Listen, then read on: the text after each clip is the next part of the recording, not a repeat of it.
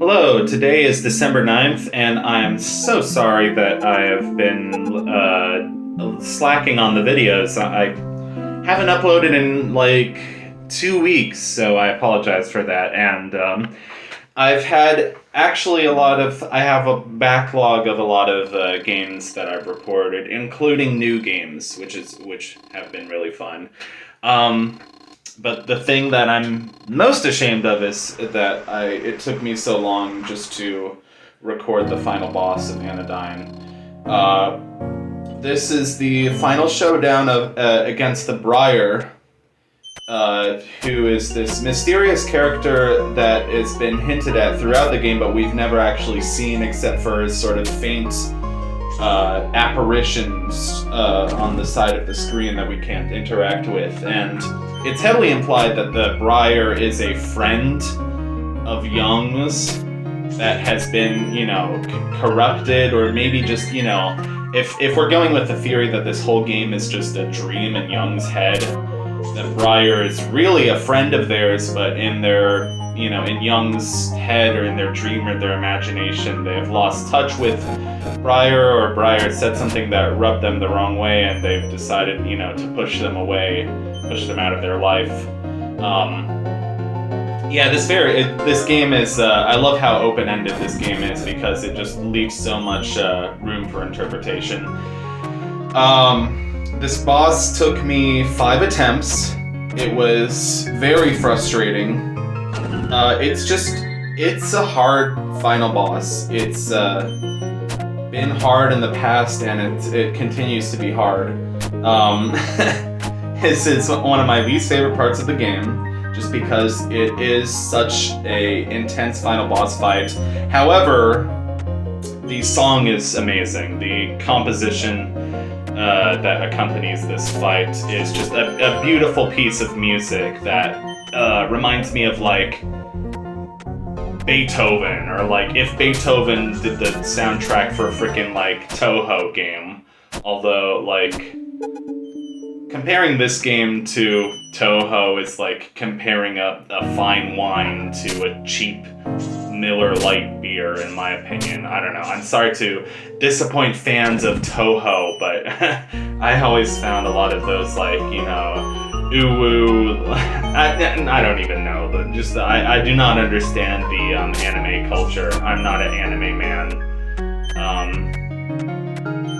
I'm not a waifu kind of guy, so I'm not even really much of a beer kind of guy, honestly, so maybe that's why I made the analogy in the first place.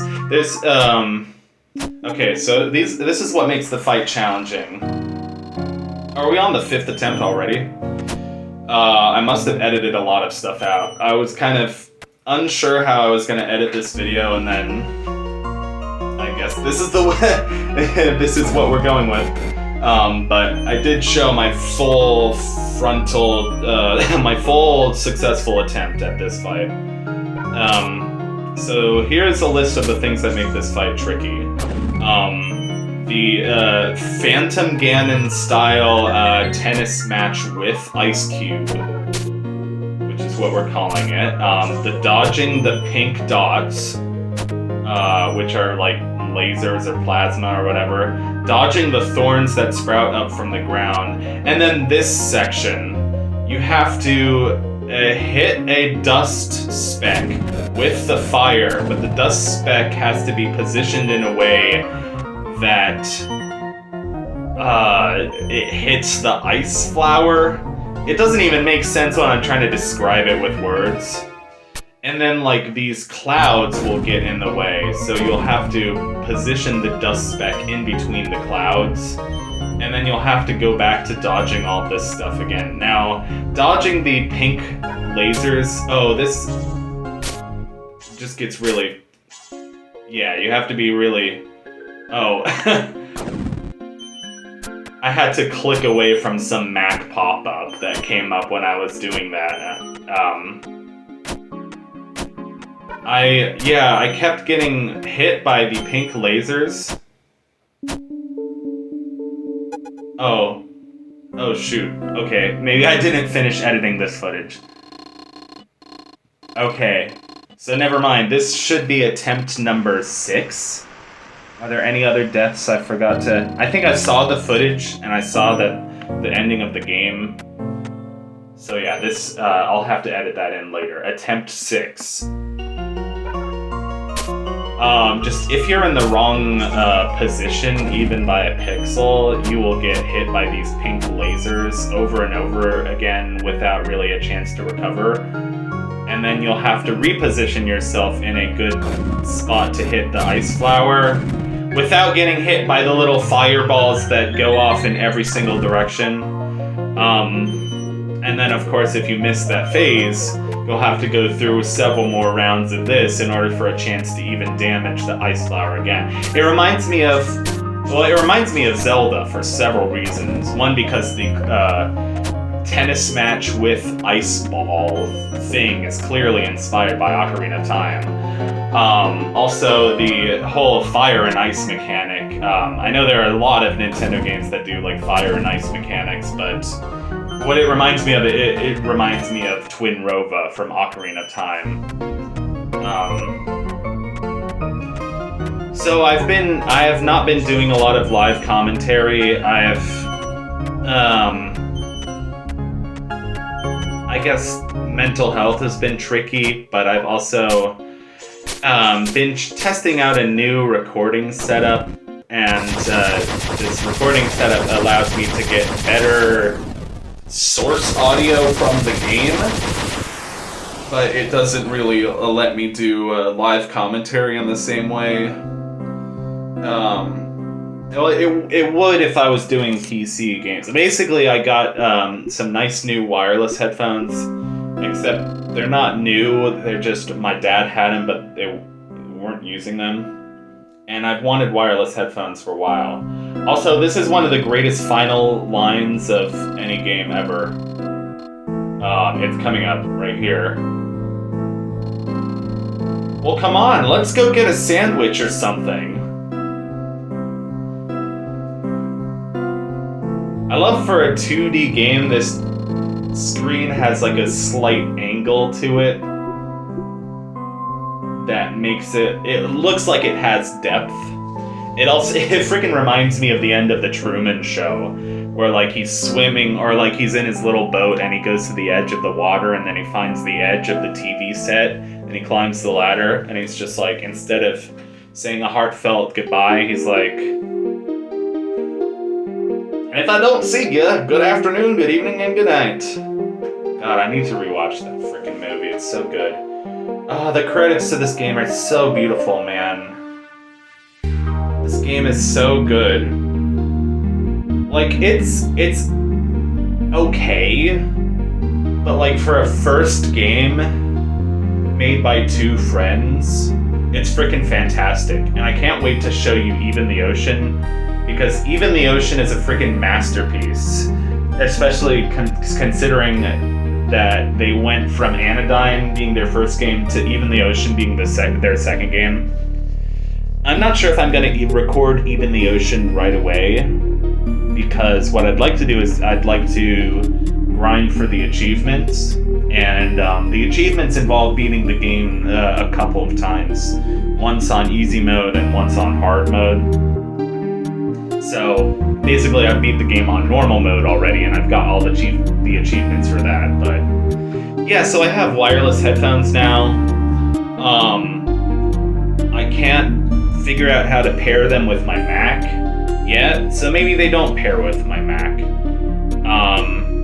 And I do a lot of my recording on a Mac because it's an iMac, it has a nice big screen, and the keyboard has gotten crusty over the years, but it's at least, it's nice. It's nice. It's where I do most of my emulation these days, and most of my Steam playing, just on the games that are compatible with Mac anyway. But these headphones pair with my PC just fine, and I think more of my Let's Plays going forward are going to be like PC games, like whether they're weird RPG Maker games, So that's like, I'm really happy that I did this Let's Play because, I'm happy that the philosophy of Year of Weird has lasted this long. Because Year of Weird was the stupid idea that I came up with summer of 2021 when I was watching a bunch of Nitro Rad videos, and I was like, ooh, Hylics, Space Funeral, Off, Yume Nikki, all these weird, surreal games. And I wanted to shift my channel in that direction, because some of my, like, a lot of my first Let's Plays were like Majora's Mask, Donkey Kong Country, Mario 64, Kirby's Dream Land 2, Kirby's Dream Land 3. You know, great games, but a little bit more mainstream, so I definitely want to get more niche. I want to just showcase as many weirdo, surreal, beautiful games like Anodyne as I possibly can. I still don't have a huge audience with my channel, but I've been doing this channel for 10 years and I'm not going anywhere. I'll just keep plugging away with it and seeing what happens. The YouTube algorithm just really doesn't like me, but as discouraging as that is, it's not going to stop me from playing video games and being awful at video games, but just genuinely loving them. Genuinely loving video games. You know, they're still up there with my favorite art forms, you know, classical music, rock music, literature, movies, art. Yeah. Watercolor. I don't frickin' know.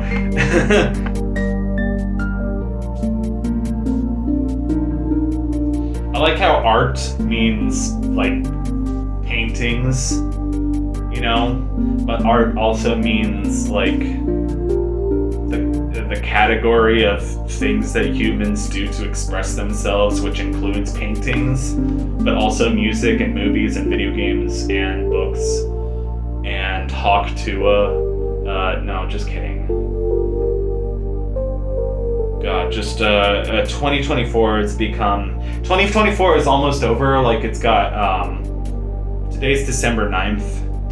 So we've got officially 3 weeks and 3.5 weeks left of 2024 before we have 2025. I don't necessarily think 2025 is going to be better, but I'm still looking forward for 2024 to be over because it was just a hellscape of brain rot and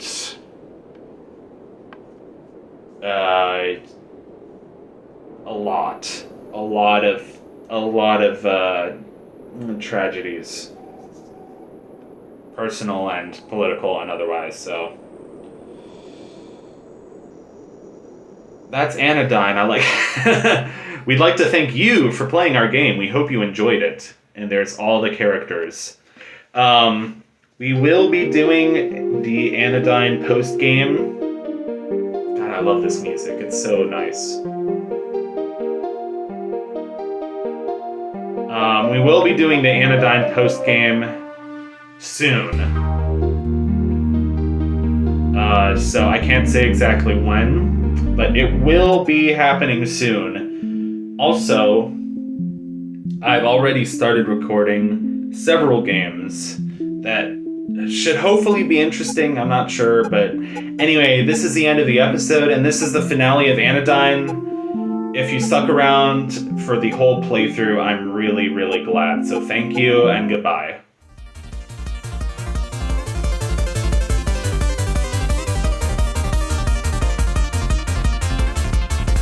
If you're watching this, that means you made it to the end. If you're watching this, that means you made it to the end. If you're watching this, that means you made it to the end. Thank you, thank you, thank you for watching. Thank you, thank you, thank you for watching. I hope you have a good day and eat lots of chocolate. Thank you, thank you, thank you for watching. I hope you have a good day and eat lots of chocolate.